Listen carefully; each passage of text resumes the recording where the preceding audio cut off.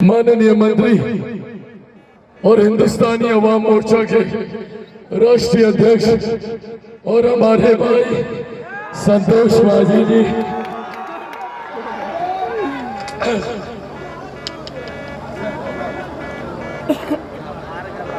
संतोष माझी जी मौजूद इस सम्मानित मंच पर बिहार सरकार में माननीय मंत्री और हमारे भाई आदरणीय हरी सैनी जी मौजूद इस सम्मानित मंच पर पूर्व विधायक और हमारी अभिभावक तुल्य आदरणीय मंजू वर्मा जी मौजूद इस सम्मानित मंच पर आदरणीय कुंदन सिंह जी मौजूद इस सम्मानित मंच पर जनता दल यूनाइटेड के जिला अध्यक्ष आदरणीय रुदल राय जी मौजूद यहाँ पर भाजपा के जिला अध्यक्ष आदरणीय राजीव वर्मा जी मौजूद यहाँ पर लोक जनशक्ति पार्टी रामविलास के हमारे जिला अध्यक्ष आदरणीय प्रेम कुमार पासवान जी मौजूद यहाँ पर हिंदुस्तानी अवाम मोर्चा के जिला अध्यक्ष आदरणीय पीयूष जी मौजूद यहाँ पर चिड़िया बरियारपुर के प्रखंड अध्यक्ष आदरणीय श्री शंभू प्रसाद जी मौजूद यहाँ पर आदरणीय श्री कौशल पासवान जी मौजूद यहाँ पर रामबोर पासवान जी मौजूद यहाँ पर अनिल सिंह जी मौजूद यहाँ पर मुकुंद सिंह जी मौजूद यहाँ पर रामनीश सिंह जी मौजूद यहाँ पर लोक जनशक्ति party Ramvilas Janata Dal United Bharatiya Janata party Hindustani Awam Morcha राष्ट्रीय लोक मोर्चा के तमाम वरिष्ठ पदाधिकारी साथी मौजूद यहाँ पर हमारे गठबंधन के तमाम कार्यकर्ता साथी प्रेस मीडिया के तमाम पत्रकार साथी आदरणीय बुजुर्गों माताओं बहनों मेरे तमाम नौजवान युवा साथियों आप सबको चिराग पासवान का प्रणाम। साथियों गला थोड़ा बैठा हुआ है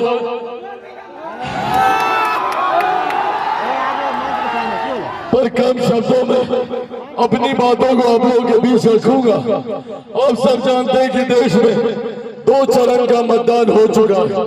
और इस 2 चरण के मतदान के बाद जो रुझान सामने आ रहे हैं उसमें एक बात स्पष्ट है कि हमारे मौजूदा प्रधानमंत्री आदरणीय नरेंद्र मोदी जी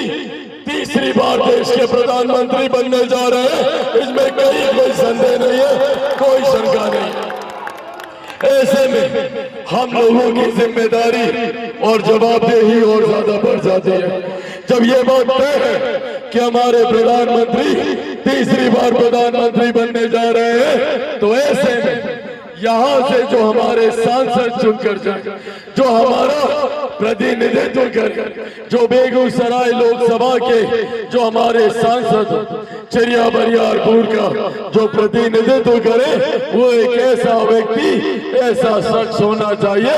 जो हमारे प्रधानमंत्री के ठीक बगल में बैठकर आप लोगों की समस्या का समाधान करे, आप लोगों के लिए कार्य करे। और ये कार्य बखूबी बहुत खूबसूरती से मेरे आदर्श, मेरे नेता, मेरे अभिभावक आदरणीय गिरिराज सिंह जी लंबे समय से करते आ रहे हैं और ये श्रृंखला इसी तरीके से बरकरार रहनी चाहिए। यह आग्रह आज आप लोगों से करने आया हूँ। साथियों, एक तरफ हमारे प्रधानमंत्री जो 2047 तक भारत को एक विकसित देश बनाने के लक्ष्य के साथ चल रहे हैं, जिन्होंने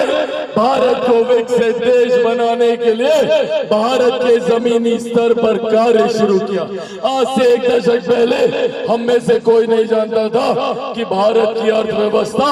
कौन से पायदान पर है, पर आज हम लोग गर्व से कहते हैं कि दुनिया में भारत की अर्थव्यवस्था 5वें पायदान पर है। ये देश हमारे प्रधानमंत्री आदरणीय नरेंद्र मोदी जी की है। जो लोग ये सोचते हैं कि अर्थव्यवस्था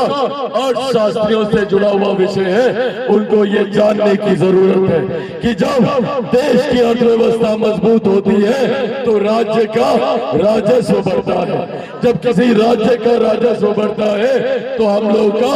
आर्थिक विकास होता है और जब हम लोग का आर्थिक विकास होता है तो हर गरीब व्यक्ति के हाथ में ज्यादा कमाई आती है, प्रति व्यक्ति आय में इजाफा होता है। और यही कारण है कि पिछले 10 सालों में